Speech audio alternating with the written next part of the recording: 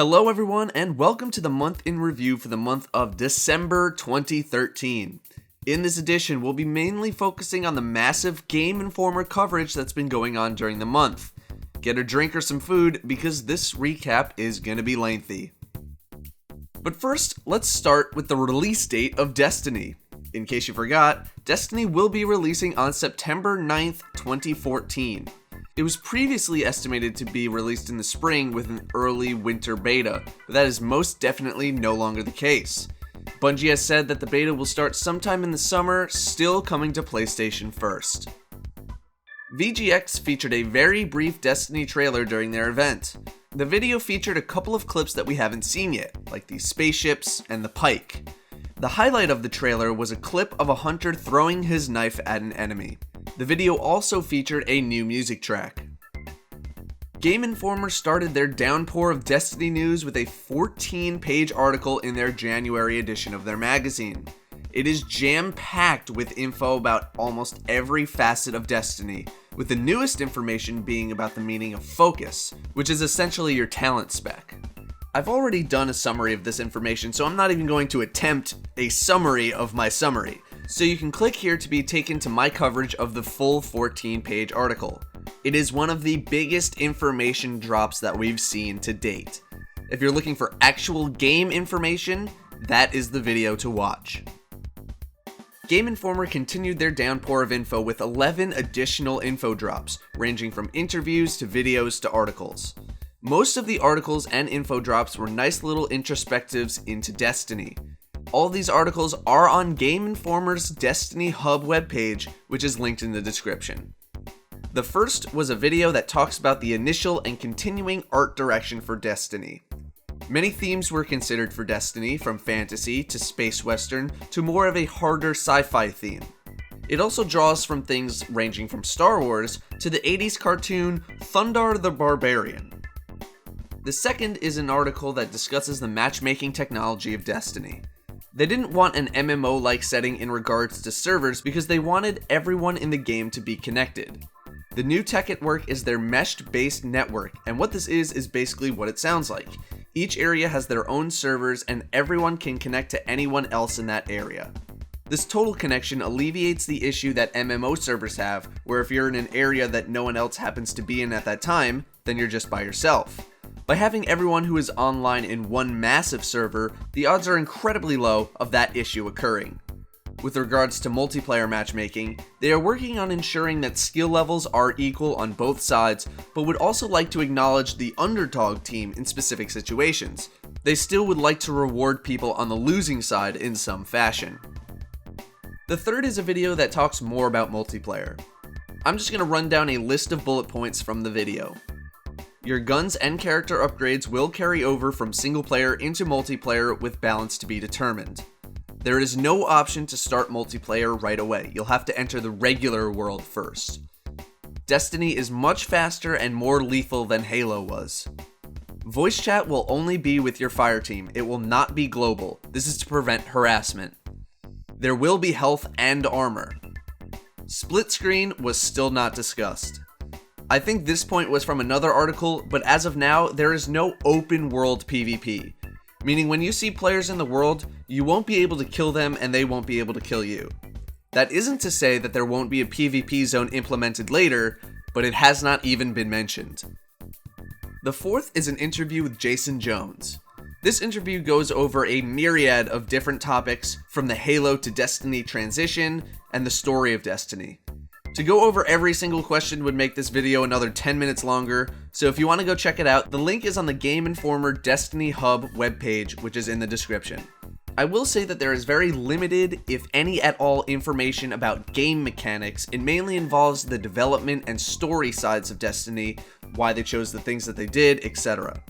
One interesting bit that I will share is that Jason mentions the Traveler originally settled on Mars during the Golden Age, then came to Earth during the collapse.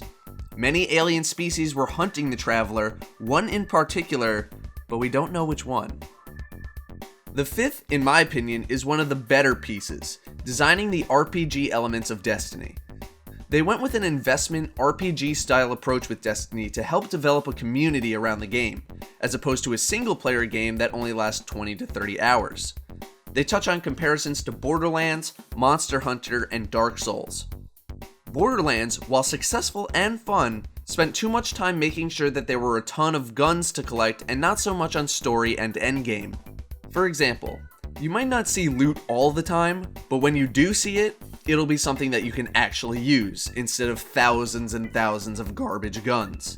Destiny seeks to provide that strong gameplay and sense of investment while still providing things to do all the time. Decision making is also another component of the game where you might actually be locked into specific choices that you make. Dark Souls is mentioned in the relation of trying to figure stuff out. Many people at the Bungie studios all played it when it first came out, and they were all so invested in trying to figure out what to do that they chose to incorporate those kinds of mystery into the game. Failure in Destiny is most definitely possible. The sixth is an article discussing the enemies of Destiny and the reasoning behind their existence. Fallen are basically space pirates, or quasi-bounty hunters. They wanted a race that had the potential to show up anywhere at any time. The Cabal are the heavy, militaristic force in Destiny, but there's also this animal-like nature to them since they are giant beasts. Quote, "We wanted their ships to be basically space barns." The Vex are time-traveling robots, and they wanted the Vex to create an architecture that wasn't logical, the secret behind the Citadel on Venus. Finally, the Hive are essentially space zombies. Quote, "We've imagined them as this ancient alien race that's kept themselves alive by some magical means for millennia. Much more dark and much more Gothic-inspired, but still alien as well." The seventh is a video with Marty O'Donnell discussing how some of the music was developed for Destiny. Once again, I'm not even going to try to summarize this video, but it was a very fun watch and I highly suggest watching this video. It was only about 5 minutes. The eighth is an article on the places of Destiny: the Moon, Earth, the Tower, Mars, and Venus. I'm not going to really go into this too much because a lot of these places have been discussed previously many times over, but very quickly, the Moon is interesting because you can still see the remnants of humans from many years ago and the mystery of why the Hive are still there. Earth is still very much hostile, an old industrial area grown over by nature. The Tower is the main hub of Destiny where you can get new quests and hang out with friends. Mars contains an old city now buried by sand and is under control by the Cabal. And Venus used to be a scientific research outpost, now covered in jungle, inhabited by the Vex. The ninth is a video entitled "The Big Decisions of Destiny's Development." There are a few interesting bits of information in here, mainly discussing, well, the decisions that were made about how Destiny was going to be developed. For example, Destiny used to be third-person only. The solar system in Destiny is not exactly a simulation of a real solar system, but more of a canvas for which to create new experiences. There is no science advisor on Destiny. There are no constraints. Finally, PC was mentioned by the interviewer, and I'm just going to play the exact soundbite for this one. Is there a PC version? We have not announced that. And by not announced, I mean we're not even hinting that we're doing a PC version. I'm going to be clear there, because I will get in trouble. But by not hinting, are you hinting? We're not saying we're not going to do it. Wait. Once again, PC does not look to be happening right now. The 10th is a special podcast featuring Deej and Urk, who took questions from the community. I'm just going to run through the entire podcast as quick as possible, covering all of the questions asked.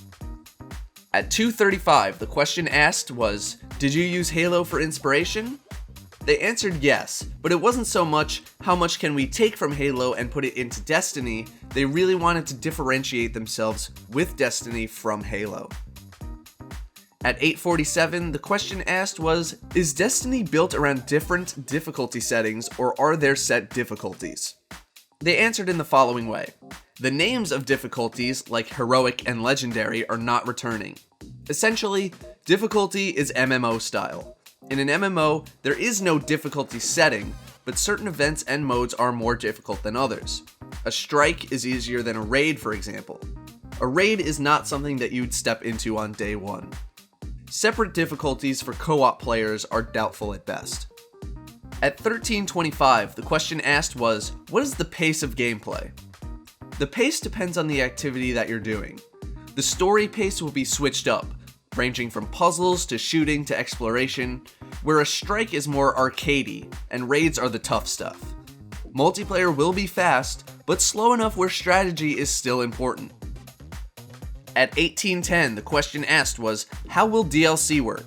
What comes after the story? Halo provided a fresh batch of content every so often. With Destiny, they want people to have something to do every time that they load up the game. Halo only provided multiplayer content, Destiny will have a lot of everything.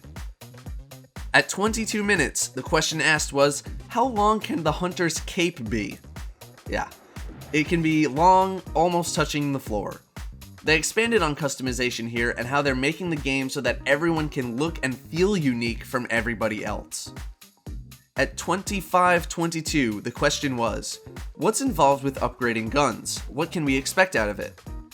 This has been touched upon in the past, but at its most basic form, there's a skill tree.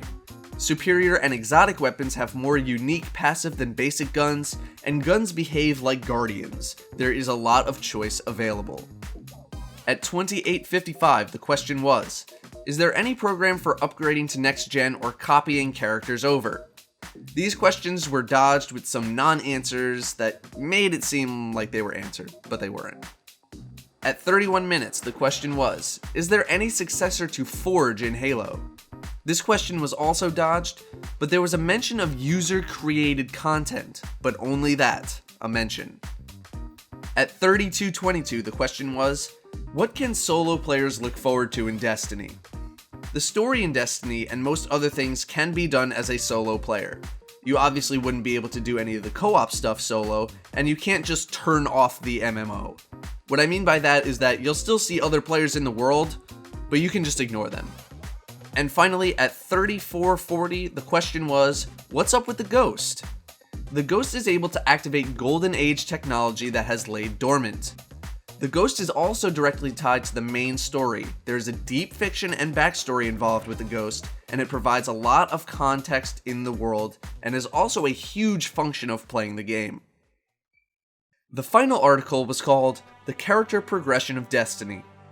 A lot of the focus talk was in the 14-page article, but a few things were cleared up. First, you can upgrade weapons, armor, and focus. Everything gains experience points as long as they're equipped at the time of the kill. Different weapons can be specialized in different ways. You might have a sniper that's good for PvP, or one that's good for just PvE, or raiding. Your focus and character slots are there for you to experiment with builds without having to just give up on a build if you decide later that you want to change things up. There was no mention of the ability to respec or reset all of your skill points. As for Datto's disclosure, I want to wish everyone a happy and safe new year. It certainly has been a fun ride through 2013. I've made a lot of friends, gotten over 2,000 subscribers. I'm very glad I was able to get into E3 as well, otherwise I don't think this channel would have gotten to where it is now. I certainly got a lot of help. The people who helped me know who they are, I've thanked them a million times in the past, but I also want to thank everyone here for the support. When you comment, when you come out to my streams, when you talk to me on Twitter, I notice. I enjoy talking with all of you in my streams on Twitter, so keep it up. I also have a second channel that I just opened up for non-Destiny videos. It's youtube.com/itsdatto. Anyway, that is all from me. Thank you very much for watching, and I'll see you next year. Don't worry, Destiny is only 252 days away.